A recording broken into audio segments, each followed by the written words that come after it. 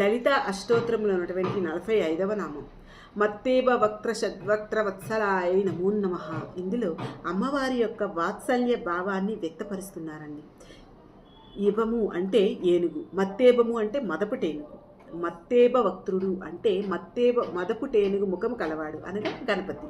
అలాగే షడ్భక్త్రుడు అంటే 6 ముఖాలు కలవాడు, షణ్ముఖుడు సుబ్రహ్మణ్య స్వామి అంటే అమ్మవారి యొక్క మాతృభావాన్ని ఈ నామంలో వర్ణిస్తున్నారు. ఇద్దరు పిల్లలతో కలిసినటువంటి అమ్మవారిని ధ్యానించడం వల్ల వారి వాత్సల్య భావం మన మీద ఏర్పడుతుంది.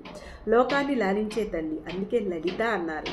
ఇక్కడ యోగపరమైన ఆంతర్యాన్ని మనం పరిశీలిస్తే మూలాధారం దగ్గర ఉన్నటువంటి శివశక్తి స్వరూపం గణపతి. అది జాగృతి అయి కుండలి ద్వారా సత్వరూపంలో 6 చక్రాల్ని దాటుకుంటూ వస్తుంది. అదే షడ్వక్త్ర సుబ్రహ్మణ్య స్వామి. అలా వెళ్ళిన కుండలని శక్తి సహస్ర అంటే కైలాసములో శివశక్తిలో ఐక్యమవుతుంది.